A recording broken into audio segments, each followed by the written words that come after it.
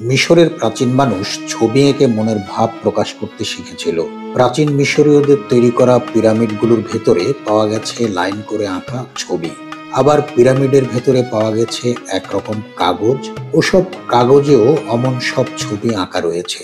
আধুনিক গবেষকেরা ভাবলেন এসব আঁকিবুকি হয়তো মিশরীয়দের কোনো লেখা হবে।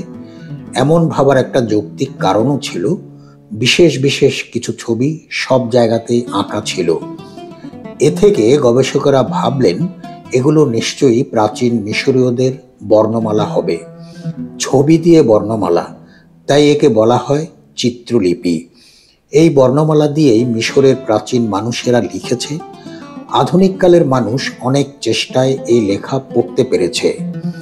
প্রাচীন মিশরীয় সভ্যতার সব জায়গাতেই এ ধরনের লেখা পাওয়া যায়নি। বেশিরভাগই পাওয়া গেছে পিরামিডের দেয়ালে, ধর্ম মন্দিরে আর যত্নে রাখা প্যাপিরাস কাগজে।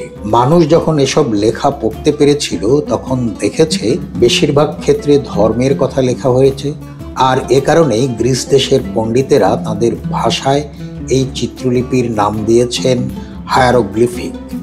এর অর্থ পবিত্র লিপি। এই লিপি পড়তে পেরেছেন আধুনিক ভাষা বিজ্ঞানীরা। 1799 সালের ঘটনা। মিশরের শুনশান সুন্দর একটি গ্রাম, নাম তার রজটা।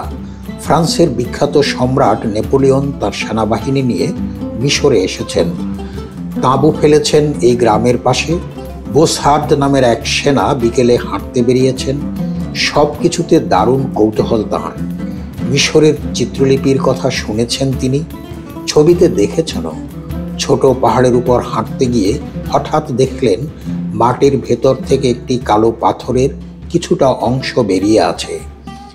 পাথরের গায়ে কি সব আঁকিবুকি। বোসার্ড মাটি সরিয়ে পুরো পাথরটি বের করে আনলেন। বেশ বড়সড় পাথর। 3 ভাগে 3 রকমের লেখা আছে সেখানে।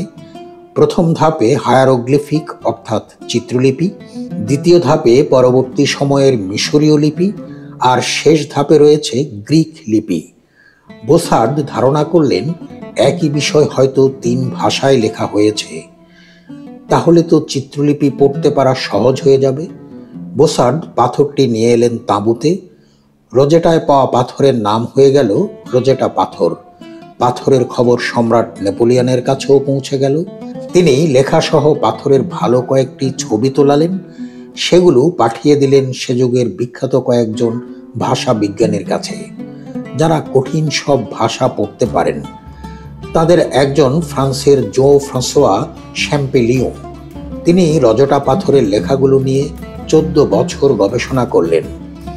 অবশেষে যেন কথা বলে উঠল রজটা পাথর।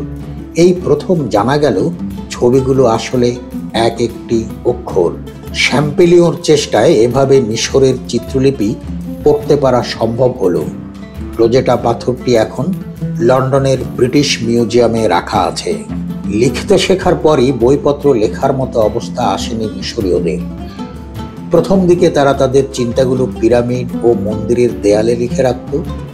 মানুষ যখন এসব চিত্রলিপি পড়তে শিখল তখন দেখল এসব লেখার বেশিরভাগ হচ্ছে ধর্মসঙ্গীত। মানুষের মুখে মুখে ছড়িয়ে থাকা পুরনো কল্পকাহিনীও রয়েছে। এসব লেখাই হচ্ছে মিশরের প্রাচীন সাহিত্য।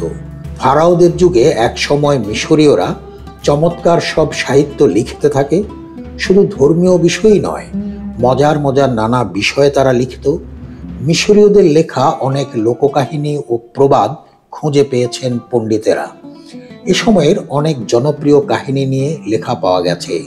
যেমন একজন পর্যটক পুরো সিরিয়া ভ্রমণ করে আবার নিজ দেশে ফিরে এসেছিলেন। পথে মজার ও রোমাঞ্চকর নানা ঘটনা ঘটেছিল। আবার কোনো লেখায় পাওয়া যায় সিন্দাবাদের মতো একজন সাহসী নাবিকের কথা।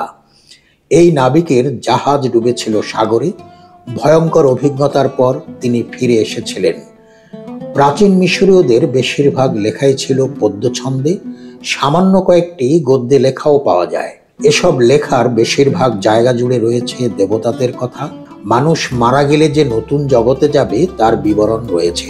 পৃথিবীতে খারাপ কাজ করলে, মানুষ বা পশু পাখিকে কষ্ট দিলে কি শাস্তি হবে, আর ভালো কাজ করলে কি কি পুরস্কার দেওয়া হবে সেসব কথা পাওয়া যায় চিত্রলিপিগুলোতে।